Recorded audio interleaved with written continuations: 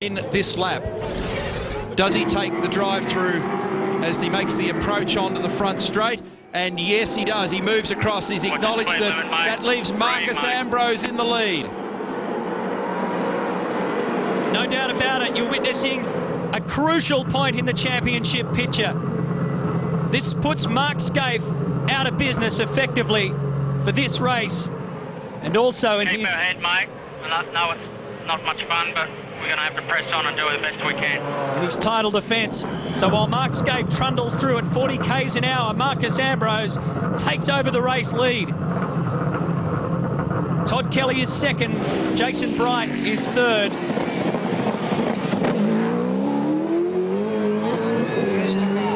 That's a long, hard road, and a very bitter pill to swallow for Mark Scaife. Somebody else has gone playing in the dirt around at turn 2. Pit window is now open. One compulsory stop in this race for tyres only. 39 laps the total distance. Pit window 2 to 27. And aggravation here between Tander and Johnson. Shades of Sandown when these two got together there only a couple of months ago. So they'll no doubt have something to say to each other after this. They had such a friendly chat with each other after that at Sandown, so you can imagine what this one's going to be like. Your PlayStation 2 race score shows it. Marcus Ambrose in front, Todd Kelly second, then Bright Wilson, Stephen Richards and Lowndes. Seaton is 7th, Bernard 8th. Greg Murphy has moved up to 9th from 14th. Ambrose showing really good pace relative to Kelly, Bright, Wilson and so on. And this time through records a 34.1, fastest lap so far. Next closest is Todd Kelly, 34.9.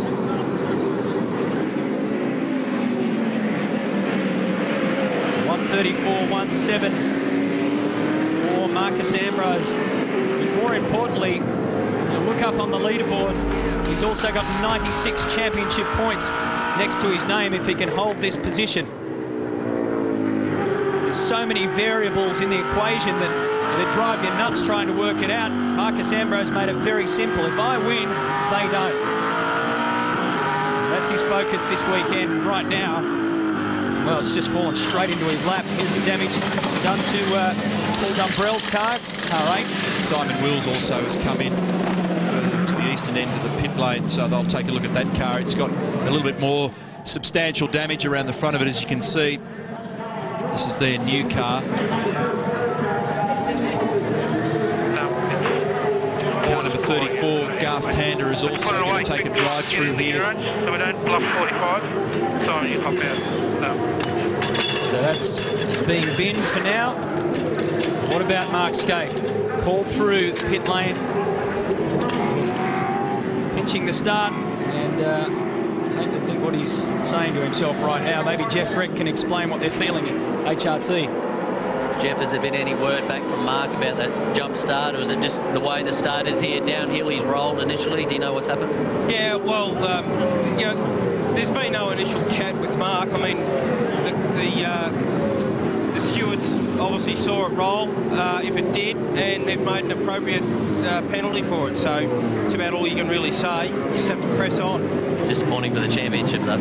Oh, it is. It's just probably disappointing for the guys for the day. You know, we put in a big effort, and you know, to sort of to do it on a silly thing like that is a bit disappointing. But you know, we just press on. We'll be right. Thanks, Jeff. Thanks. As I said before, we went back down to the pit lane. Tander is also going to cop a drive through for giving Stephen Johnson a nudge down there at turn 2. So I don't think he's actually taken that at this stage, but he'll take it shortly. This is Ingle down in 10th at the moment. Brad Jones comes in to try and take himself out of the queue early. The cars had no pace at all weekend, started right up the back of the field. There's Tander, and he has just executed his drive through. That's turn 2, so he'll also be back down the order in Mark Scaife land. Just taking a look at the lower half of the top 10. In 9th position is Murph. Ingle is in 10th. So Greg Murphy came up from 14th to 9th. Russell Ingle started 18th on the grid. So he's made up a good solid 8 positions. And I guess he's got some sort of brief to 4.3, Marcus. keep his eyes on Greg Murphy. He's right in position to do that. Marcus Ambrose has a good, solid lead over Todd Kelly, a 4.6 second lead, in fact. Who would have thought he'd have the race lead so quickly? Right now, he's got one hand firmly wrapped around the championship for 2003. He's got a whole weekend to put the other hand on it. What can he do for the rest of the day? We'll find out when we return after this.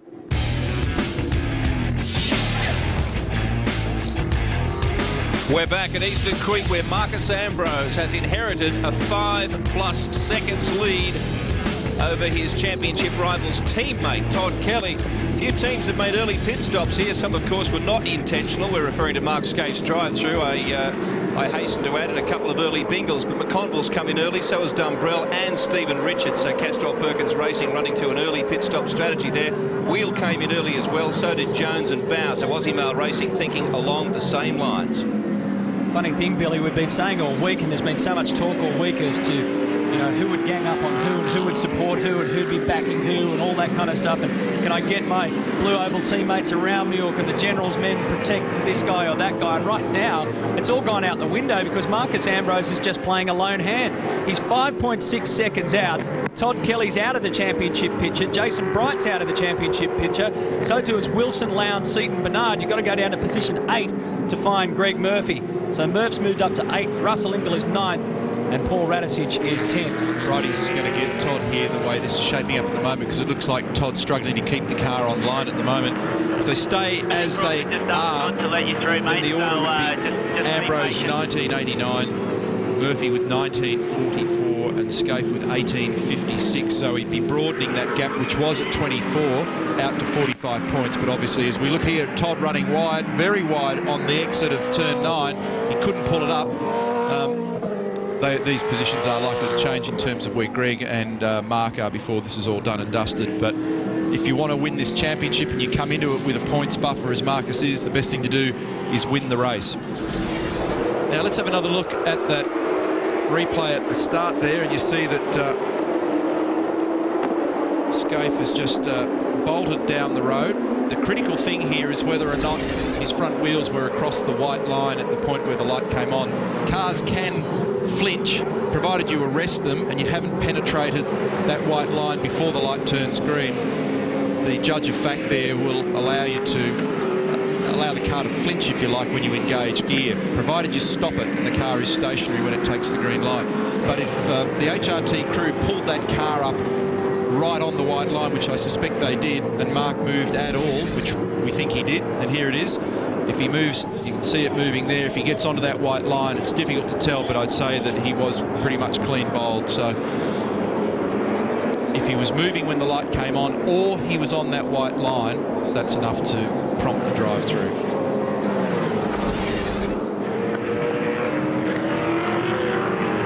Max Wilson is in 4th position at the moment, and he's staying in touch with Kelly, whose car's clearly going away from him. Greg Rust. Neil, some real dramas there for Paul Radicic during the course of his pit stop. They threw the new tyres on it, but the left front had real dramas. They couldn't get enough bite out of that wheel nut. Had to change wheel nuts and send him out, but he lost a lot of time in that stop.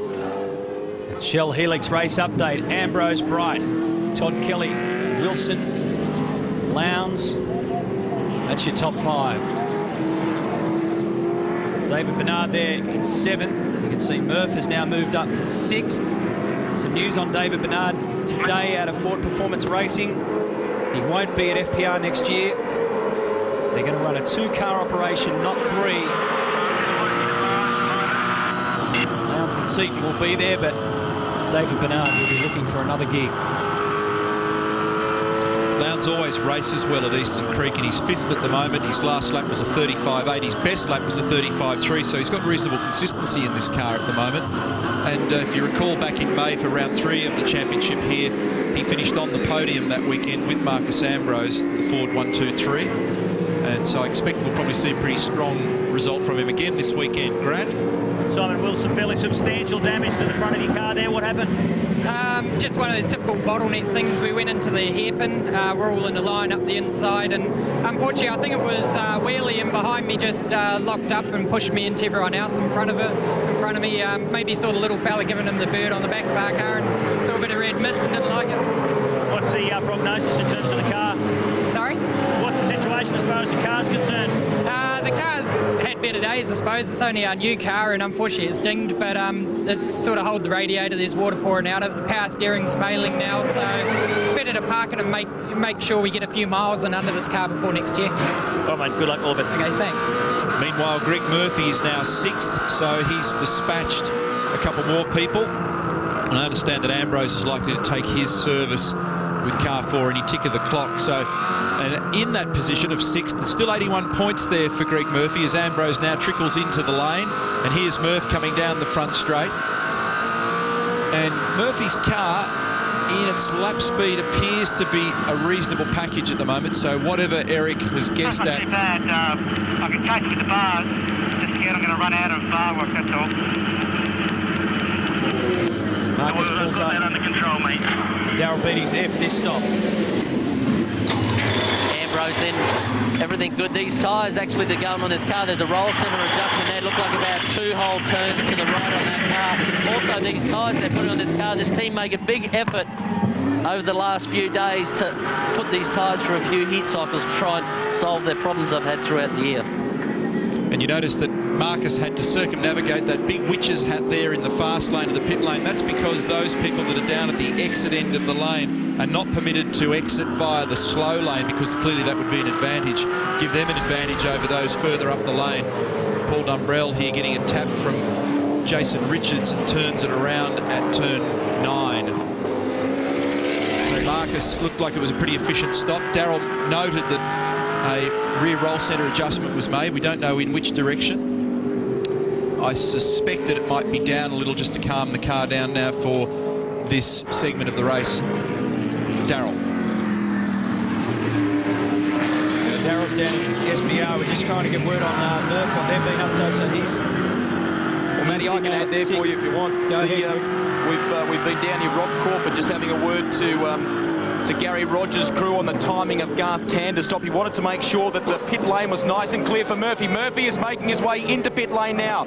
They've got tyres on standby for him. I can tell you that Murphy has not been on the radio to this team since the commencement of the race, and they're basically suggesting that that means he's not overly happy with the balance in this car, despite what Neil was saying before in terms of its speed and its lap times. Here he comes, trundling down pit lane, 40 k's an hour, what seems like an eternity, as he endeavours to hang on to second in the championship. They'll want to make this clean and quick Kmart racing. They're well versed at these pit stops, very fast this operation. Here we go, Murphy in.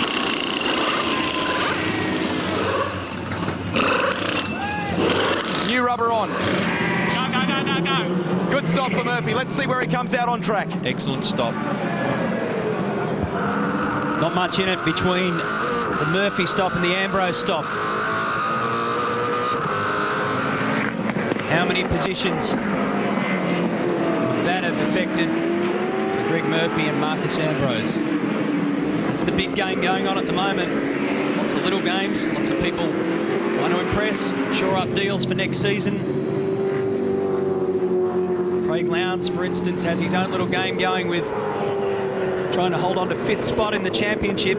He's got to make sure he stays ahead of Rick Kelly, Stephen Richards and Jason Bright. Well, Bright is in front of him on the road at the moment. Got the other guys covered.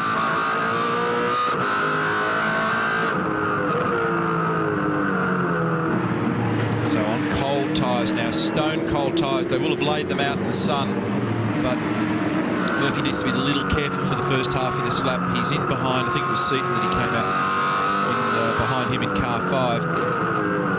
But Greg made the point that he's been quiet on the radio and hasn't made or asked for any calls, but he doesn't look like he's trundling along too bad. He was able to actually slice through some cars. At the moment, he's probably a bit subdued knowing that Marcus is in front. And he's been subdued all weekend when he realised when he first got here that the car just wasn't in the zone. And when you arrive at a track and they don't drop straight into the line and you find the sweet spot quickly, they can be long, tough weekends. He's going to be on for a result one way or another, but whether or not he can actually get in the main game is the tricky part. Here's Bright, race leader at the moment, yet to take his stop.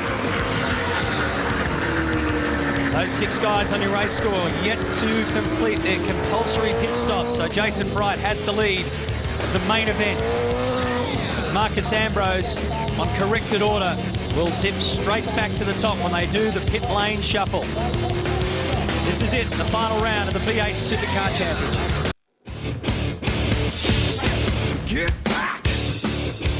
Welcome back, and a moment for Greg Murphy that a championship contender does not need. A little touch-up from, dare we say it, a Ford.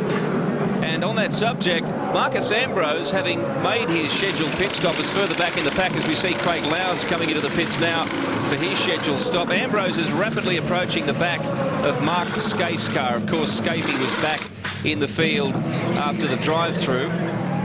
They are currently 7th, that's Skaife, and 8th for Ambrose, so that will be something to watch as we remind you of the V8 Supercar website. Look at him. He's always smiling, isn't he, Craig?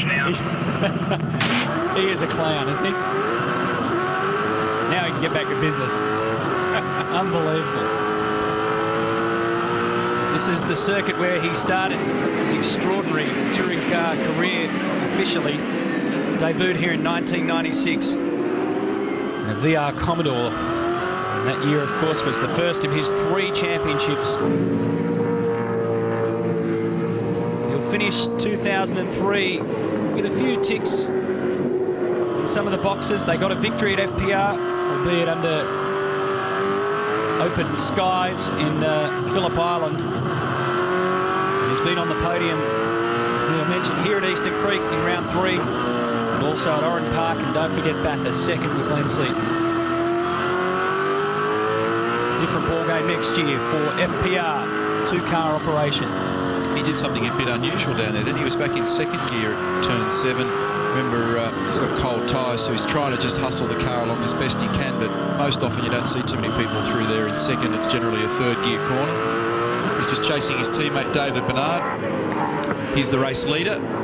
And he's been in consultation with his crew, reasonably happy with it at the moment. He's taking time out of everybody in the field at the moment. He's been pretty consistent, and the times bleed away substantially here at this racetrack after you get away from the first couple of laps. They blow out by a good couple of seconds, and they're nothing like the way in which they qualify. But it's the case of the walking wounded when you look at some lap times. You're seeing 36s and 37s, bearing in mind that 33s and 32s were the hot numbers in peak condition. Greg Rust. Well, Neil and Matty, because this track is so temperature sensitive and it can really send your lap times southward during the course of the day here when the sun is shining the way that it is at the moment. A number of teams have been keeping a close eye on the track temperature. I can tell you it's gone up 1 degree ambient and 1 degree on track since the commencement of this race. So teams that have yet to pit, the likes of Stephen Johnson, Dick Johnson racing on standby for him right now, will have taken that into account. Way contact there, Greg Murphy and Glenn Seaton. Just caught the tail end of that one, so Murph is having to bash and barge his way through this field. He's getting no help, as you'd expect, from the Blue Oval boys in front of him. That's Max Wilson in front of him. Yep. Russell Ingall's been behind him. I'd need to see it again, but he may well come under the wrath of race control, because it looked as though he just made contact with the back of Glenn's car. Oh, that's Rick Kelly and Bernard. That was an interesting little one. Definitely have another look at it if we can. There you go. This is from Ingall's view. Oh yeah, I mean, I'm imagining that they won't feel as though he's anywhere near far enough alongside to. No, not at all. He's got him behind the rear wheel, so I would imagine that Greg's probably going to get a drive-through for that, which means that game over. Game over. I may be wrong. There may be something else to it that we haven't seen. There was a bit of spirit between this bloke and Max Wilson a couple of laps back on the approach here to turn 2. Just haven't heard boo from Greg Murphy since this race began. know how vocal he can be. We've heard not a word from the man who's, well, the man most likely to stop Marcus Ambrose.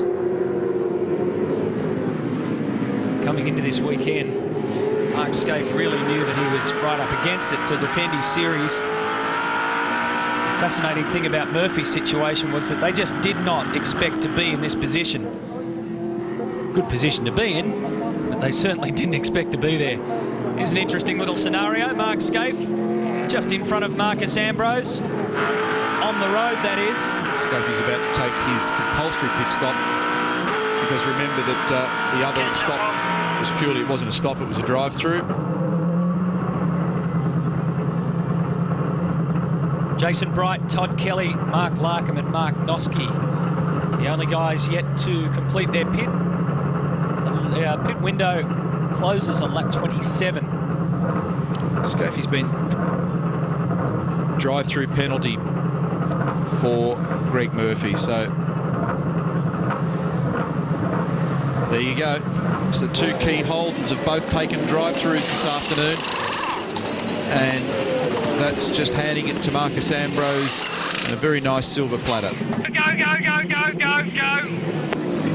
Watch the exit line, mate. Murph has been black flagged as well, mate. Murph has been black flagged as well. 50, just confirm.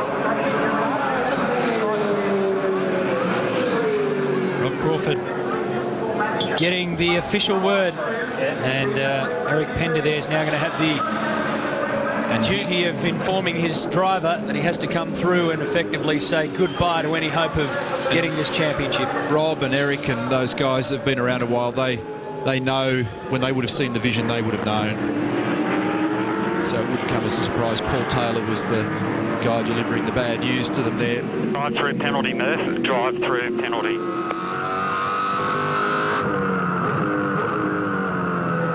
Well, that was a pretty composed response. Nothing. We'll see what came out of thinking. Well, it's down here with Rob Crawford. Obviously, the news has been delivered to Murph, and that's a pretty tough blow. Yeah, I've only seen a limited amount of image of it, so I can't really comment too much. Thanks. I don't think he needs to say too much, does he? Because he's gutted. You can see it in his face. So Murph's got him, like you say, Cromley, behind the rear left. Yeah, there was a little gap there, and Glenn was coming across, which is normal, though, because you make a diagonal run to that apex down there. But at the end of the day, Murph's made contact and turned another car around, disabled another competitor, so race control's really duty-bound. If he was at the B pillar or further up, you can sometimes get away with it, but that's pretty much a textbook incident, and with a textbook outcome. Unbelievable, isn't it? All the strategies that you can think about, all the numbers that you can crunch, all the scenarios that you could throw before this race began. And who would have imagined that second and third in the championship picture would be doing drive-through penalties? Scaife straight off the bat, Murph 20 laps in. Marcus Ambrose is just going about his business as though it's a Saturday afternoon drive. At the end of it, he's got one foot on the top spot on the championship ladder. Here is Jason Bright. So that makes it Todd Kelly's the only man yet to pit. And Murph himself would know. You know, that's why there wouldn't be a response. You know, you get emotion out of drivers when they feel like it's worth arguing over or where they've been wronged. But when you know you're shocked up, you usually just go quiet. Well, look at the difference between that and Winton. Murph knew he was being hard done by. And something happened at Winton. Yeah, something happened. I've got video of it if you want to sit down and watch it again. Most incredible incident. He was talking about it the other day in terms of what it cost him in points. But at the end of the day, Greg Murphy probably now knows that his hopes are gone. Changing fortunes of this. He's doing 36s. You should have no problem on tyres to get him. Of this sport, a ride-on show here in this one race. So this looks like it's going to be a good outcome for Jason Bright this afternoon. Meanwhile, this is the man that, as you said, quite accurately a moment ago, Matthew's kind of got one hand on the task here at the moment. He's almost grabbed that cup. Still not done, though. One bloke who's having a pretty good run today as we take a look inside the probable champion's car, Mark Larkham. Running 5th on track, but when you cycle through the pit stops, he might find his way on the podium in this race if he plays his cards right. And you know what, Woodsy, that'd be a great... And he's had a lot of fun this morning. He went out and blasted through that top 33 shootout and qualified 11th, best qualifier of the year. Mark Larkham hanging up the full-time driving kit for 2004. Mark Winterbottom taking over, so Larko's just letting it all hang out in his final weekend of full-time racing. He will be there for Enduros next year and also some testing, but he's going to run the business. Grant Kenny. Ross, a bit of mixed fortunes in terms of Scaife and Murphy now. What does that do? Does it change things from your point of view? Yeah, that's a tough call for those blokes, but I guess that's the business we're in, you know. The pressure's on, and I wouldn't want to be making those calls. It's a long way to go, I know, but I suppose it does give Marcus a chance to back off a tiny bit. Is that, I mean, are you telling him that, or is that the sort of decision he's likely to make himself?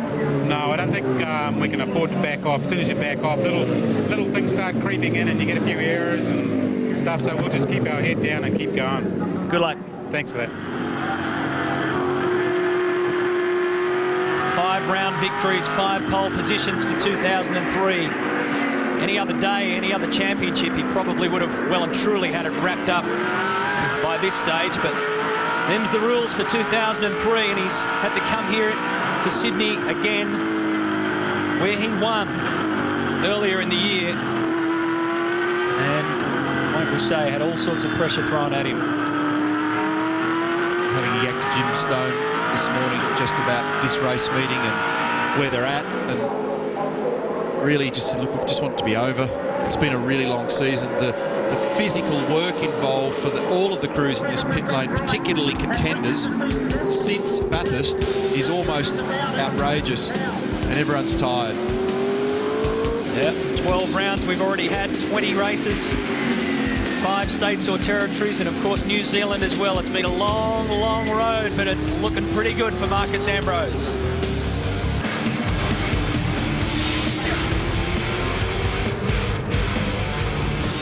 '23 of 29.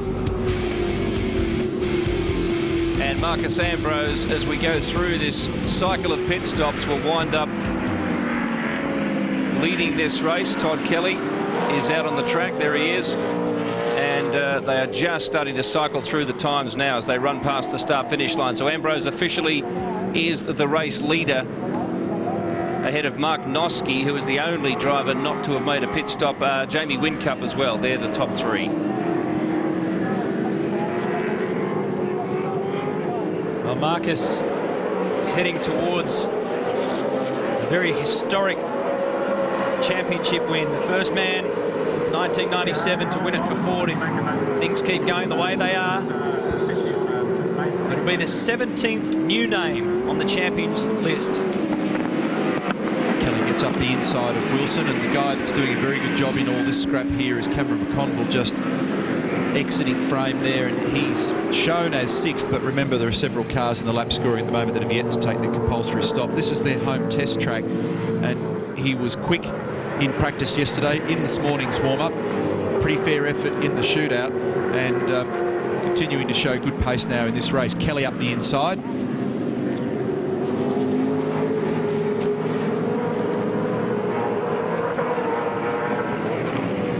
Toddler, another man who started his career here in 1999, and Cameron McConville, of course, Lansvale Racing Team. This is their home test circuit, and he proved that in the shootout that he knows it around here. Qualified 13th. It's just a couple of spots back from his best qualifier of the year, which was the first round at Adelaide.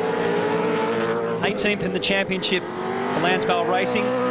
It's about 10 spots up on 2002. Ingle just made position on Wilson that time.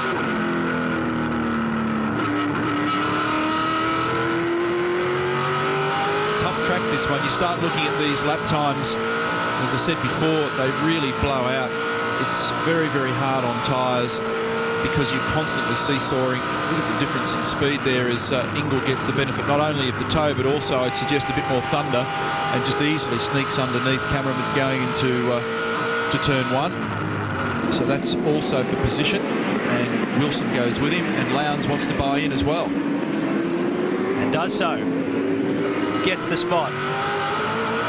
You look at some of these times now, Matthew, we're seeing 37s, 38s in some case. I know some of them are traffic polluted, but it's pretty slow. One of the interesting features of this racetrack is that you only use 100% throttle about 35, 34% of the time. So the rest of the time it's all dance, dance, dance the car. And the average throttle percentage for the entire lap here is only just on 50%. So it's a place that places enormous emphasis on chassis balance and handling. Rusty? Neil, I guess for Cameron McConville, the major issue the team are reporting right now is that the rear tyre, particularly that right rear, is starting to go away on him. He pitted very early, did his compulsory pit stop early in the window, so maybe that's coming back to bite him a little bit now compared to when the others in front of him chose to stop. Under siege a little bit. Craig Lowndes saw that and took advantage. And that Lounsey car number 6.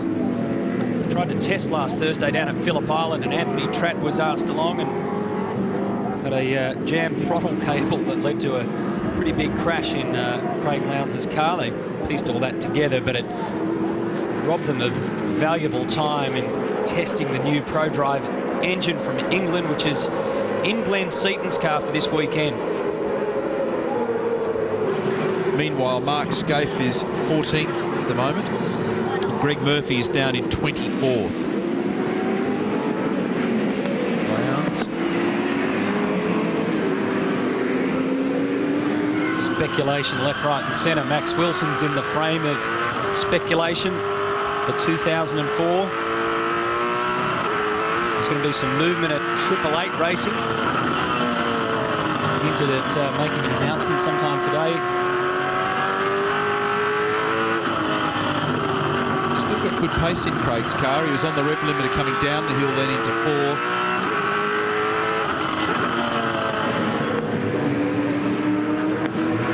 I reckon that if we keep an eye on this little battle, you'll find that Lowndes will ultimately be able to sneak by somewhere. He's got some strengths in a couple of spots on the track, but then he's weaker all through this part of the course, through turns 6, 7, 8. You can see there that Wilson's pretty slow through the middle of 9.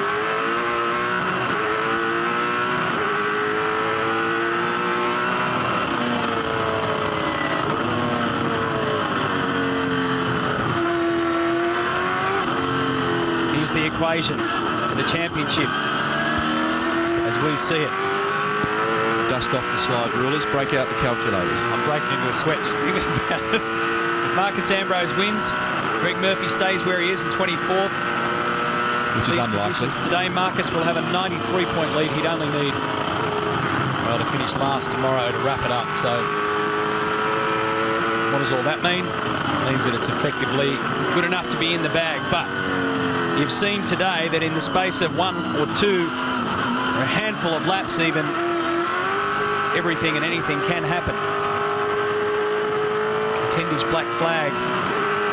Drive-through penalties, Mark Scaife and Greg Murphy. Marcus Ambrose, great start.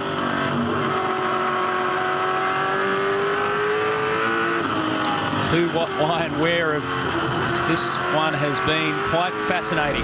Greg Murphy's got himself in some more trouble. Did he do that on his own, or was he assisted? I think it's all by himself. That's at turn 4, and you can see how dirty the road is there. You don't have to go very far offline there for you to be in no man's land, and that's where Murph is at the moment. So bad days just get worse, don't they? Fundamentally, the problem there this weekend is the car just isn't quick enough. It's almost the exact opposite to what was happening to the opposition at the last round, in the last couple of rounds, although Marcus was pretty quick on the Gold Coast and got out of jail when everybody queued up behind the pace car, but gee, struggled in New Zealand.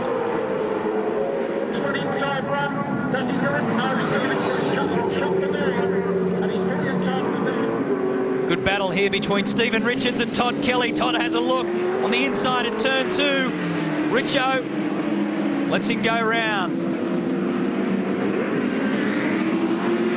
So that's for position 3. Todd Kelly moves up to 3rd spot. Ambrose is our leader. Jason Bright is 2nd. Kelly is now 3rd. Richards is 4th. Russell Ingall is 5th. Max Wilson is 6th. Lowndes in 7th. McConville 8th. Rick Kelly and Paul Morris make up our top 10 as Larry Perkins looks on. He'd be pretty happy with the drive from Rich Owen. I think the championship, Stephen got off to an excellent start early in the year, but the VYs caused them some headaches that they probably didn't anticipate. They were super quick in their VX, but he's been a factor throughout the championship and going into this round still in 8th placing. The other thing that's worth noting is just the really the extraordinary comeback, can't think of a better word, for Mark Skaife, considering the drive-through penalty, is in 12th position. So he's got car speed still, and I noticed in the last lap the car's still in the low 35s, which actually makes him consistently the fastest car out there, much quicker than the lead cars at the moment, so he'll be ruining that start issue. Grant? Well, guys, it's pretty warm out here, as you can probably imagine. Ambient temperature 30 degrees. 45 degrees is the track temperature, and just talking about what it's like for the drivers, 55 to 56 degrees in the cabin. So try and imagine what it's like to function at the mental levels necessary under those sort of extreme temperatures. Yeah, the stresses, GK, are enormous. They've studied it, and well, talk about extreme sports. I can tell you that scientifically proven this is an extreme sport in the cockpit. They're under enormous amount of stresses. Dehydration is a key factor. And you can add another 100 kilometres to the task tomorrow, and they're predicting a higher temperature, but with the threat of thunderstorms in the latter part of the afternoon. So that will make 250 k's around here hard work for both reasons. One, because you'll sweat to death, and then secondly, you know, when it rains here, it becomes a very slippery bit of racetrack. Also like late afternoon here when the sun starts to dip and you're coming flying down the main straight, approaching turn 1 at 260 k's with the sun directly in your eyes. This little battle continues between Max Wilson of Brazil and Craig Lowndes, 6th and 7th. I thought that Craig had a bit more pace than him a few laps ago, but he just hasn't really been able to get back on terms with him. And those two continue to circulate, separated by only 3 or 4 car lengths. Max seems to have his measure just at the moment. I said before, when we last looked at them, they had strengths and weaknesses in different parts of the track. So the order at the moment is Ambrose, Bright, Kelly, Richards, Ingall, Wilson, Lowndes. We're on board with Craig. Cam McConville 8th, Rick Kelly 9th. And then Paul Morris is 10th, Bargwanna, Skaife is still 12th, Larkin, Bauer, Radisic, Jason Richards, Canto, Brad Jones, Glenn Seaton, and Martinovski. That's the top 20. Pit lane is Daryl Beattie. Daryl? Down here with Derek Warwick, a man with a wealth of knowledge in motorsport in general. Derek, what do you think of the series so far? It's absolutely awesome. You know, it's fantastic. First time I've seen it, obviously, and the speed the cars go and the noise and the excitement from the crowd and the rivalry between Ford and Holden is just, well, it's quite special. It's quite good. It's unusual for us from England. What about next year, championship-wise? Are we going to see you down here much, or are you going to sort of relay everything from the UK? I'm going to do quite a bit from the UK, but I'll come down here 4 or 5 times next year.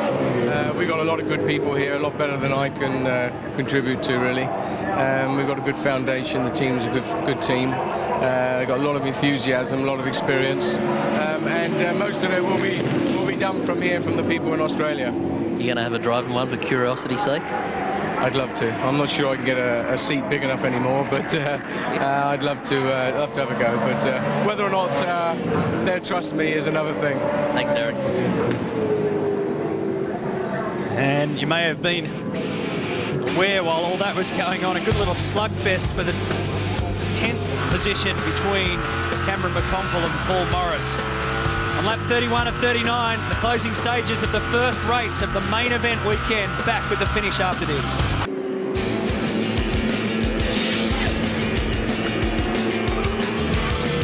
It's It's been an unfriendly day out there when it comes to Ford versus Holden, but this is Ford versus Ford. 7th placed Craig Lowndes on the back of 6th placed Max Wilson. We've seen, I think, some easier passes from the same manufacturer and some not so easy passes when it comes to opposing sides. There is your race leader, Marcus Ambrose. And interesting to see right there on your PlayStation 2 race score, Woodsy, that Mark Scaife has muscled his way into the top 10. He's now up in 9th position. What a save. Sets up an interesting 7 laps to go, Marcus. 7 laps. Mark and Greg Murphy in the championship for 2nd place. There's only a point between them at the moment. It's obviously still this race to complete and tomorrow's race, but that closes up that little battle. Don't forget, 250Ks tomorrow. The final event of the main event. Crown our new champion. Shot before was interesting. We were looking at Jim and Ross Stone, owners of the Stone Brothers Racing Team, and in the middle was Ken Douglas, their data acquisition engineer. And Ken's done some driving himself in years gone by, and was involved with Motec prior to being with the Stone Brothers, and intimate knowledge and understanding of how to look at, interpret, measure and decipher motor racing data, and it's obviously been put to very good use this year. David Bernard is flapping in the wind. Car number 7 with Bright behind him. Bright is second plenty of time, just be patient. in the corrected order. And those little green boxes up there indicate that over the last 4 laps, comparatively speaking, Jason Bright has been quicker than Marcus Ambrose in each and every one of them. Well done, mate. He's had a good weekend, Jason Bright. What has been a pretty weird year for him. Of course, moved to Team Brock. New teammate, brand new team. Had their troubles all caught up in the no testing dramas. He held the lead in the championship for 7 rounds up until Queensland. He lost it at Oran Park, and since then Marcus Ambrose hasn't looked back. He's had to look over his shoulder a few times, but he hasn't looked back. Todd Kelly in 3rd position. Toddler's had a pretty effective year for his first year at HRT since moving from Kmart. He's 9th in the championship now. He finished 5th last year. But he collected his first pole, also got a win, and has been on the podium 3 times. And here is just the honest toiler, isn't he? Stephen Richards, 4th.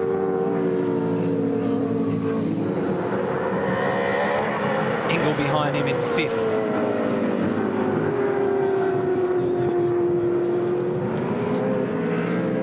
It's kind of like nobody wants to say anything or do anything.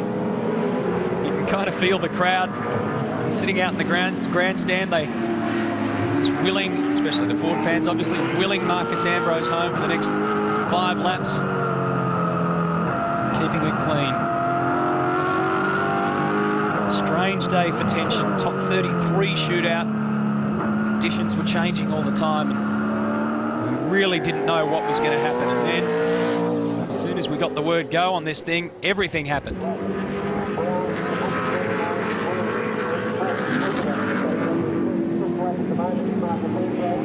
3 podiums for Stephen Richards for 2003. Adelaide, Winton and WA. Other possibility that's coming into the equation here at the moment, Matthew. 5 laps to go, Richo. 5 laps to go. When you get a chance, mate, switch to reserve at any time, mate. Is that this is potentially, and we've still got the other half to come, this is potentially going to be the worst round for Murphy in the championship so far. His previous worst was Winton, not surprisingly, where he ended up with 114 points, which is his drop at the moment. But if he languished tomorrow in the same sort of position he is, then this will become his worst round, which further impacts this points. So what exactly does that mean, Neil? How many points will he have at the end of Sunday? Billy, I'll just take you out the back and belt you for that question. You've got to get over the 33 calculators that we've got on the floor here at the moment, trying to work it all out. It was earlier there. That was we saw a shot of Angela Richards, Stephen's wife. So much support for these guys and the ever-expanding V8 Supercar family. Russell Ingall, a new dad, of course. William, now that you've asked that question, Oh, no. if you add his drop points from Winton of 114 to his current adjusted total, which is 1983, you then need to subtract what might happen today and tomorrow to know where you're at. I'll tell you what just happened. Hang on a second. Russell Ingall just got 4th position as Richo went wide. The enforcer shot through. Those numbers were starting to do my head in. I had to get back to racing. So Russell Ingall gets 1 position closer to the podium. But Todd Kelly, who's 3rd, is way down. In fact, he's right down the other end of the main straight. So Russell is on the move. This is what happened. Yeah, Richo with the rears just locked up at the critical point right at the very end of the stop, because the rear tyres would be pretty second-hand at this stage of the race, and it's just been enough for a position change. Stone Brothers Racing. There won't be any champagne out down there until tomorrow. Yeah, the problem with this business is until it's done, it isn't done. Isn't done. So you just have to wait and make sure that you really complete the task. We talked about it when we were watching the shootout earlier today. Just the process, Neil, of processing what you've got to do, removing the emotion and the scenarios and getting down to exactly what you need to do to stay in the race, to win the race, get yourself out of positions. Craig Lowndes and Max Wilson having a dogfight, and here's Paul Wheel.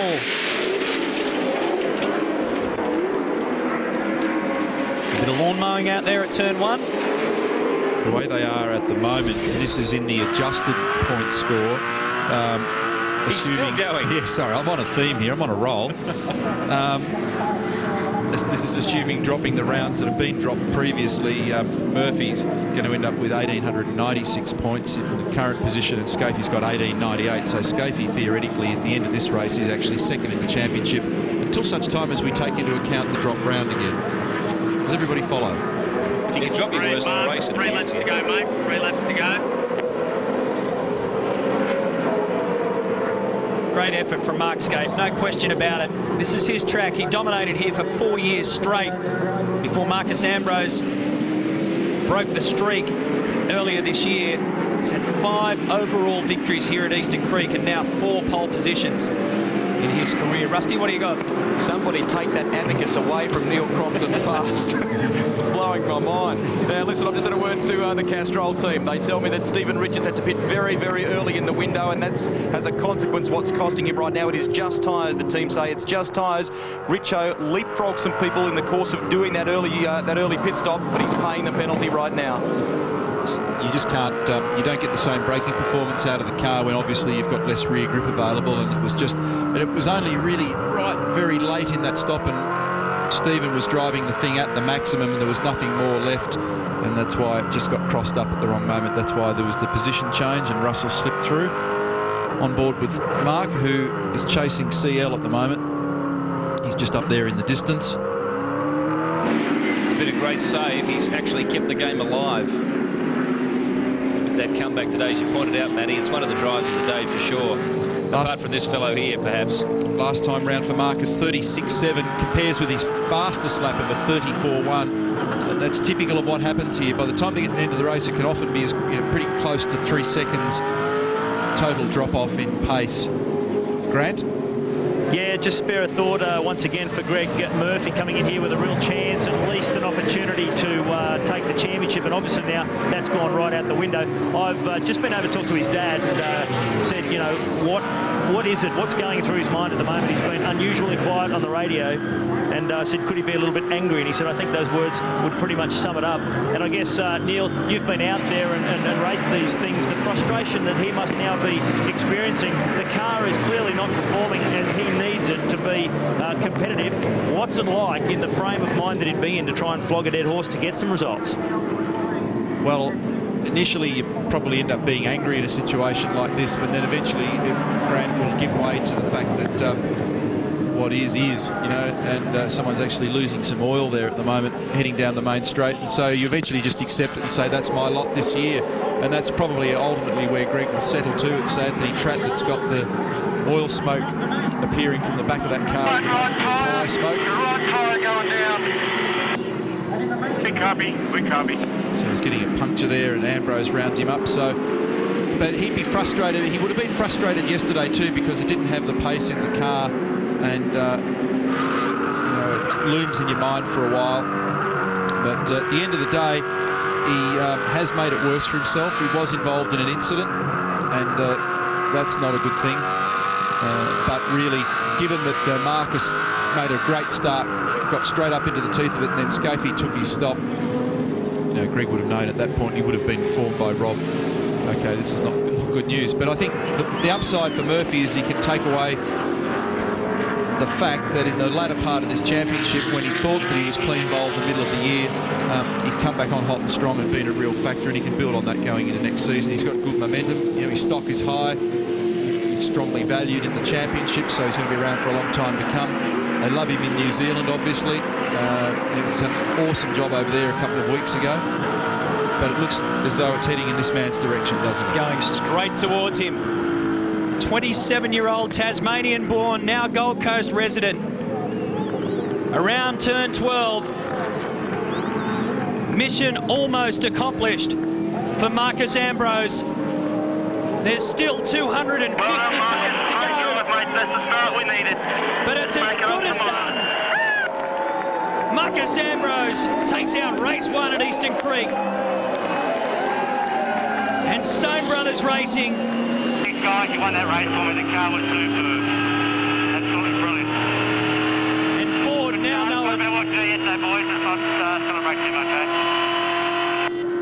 that the celebrations may be on hold, but the championship looks as though it's secure for 2003 for Marcus Ambrose. Jason Bright finished second, and Todd Kelly has finished third, but these guys are still scrapping for Lowndes and Wilson.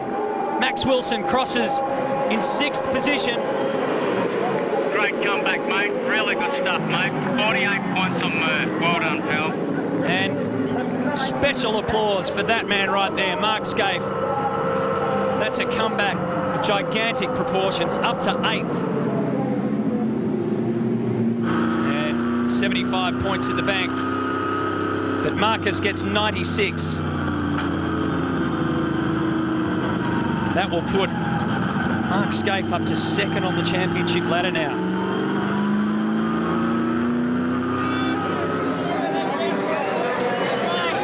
Still got to drop the worst round, and look at the blue flags hanging over pit lane there, because we're witnessing a changing of the guard, no question.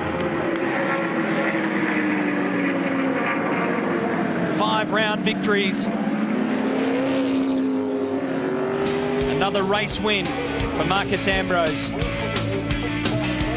He led the attack from the word go, and when Scaife got into trouble with the officials, Ambrose said goodbye to the rest. Jason Bright gets up to 2nd, Kelly there 3rd. Russell Ingall muscled his way from 18th up to 4th. Stephen Richards 5th. Wilson, Lowndes, their Scaife in 8th position. Paul Morris and Jason Bargwana close out the top 10. Cameron McConville was under siege for that 10th position, and he eventually relinquished it to finish in 11th. JB, Paul Radicic, Whincup, good performance from him. Jason Richards and Dean Canto take us down to 16. Bradley Jones in 17th. For old Glenn Seaton went backwards. Mark Larkin, 20th position. Then Stephen Johnson, Paul Dumbrell, Garth Tander, Greg Murphy in 24th position. But right now, the focus is on the Ford man, the Pertec V8 Falcon, back after this at Eastern Creek.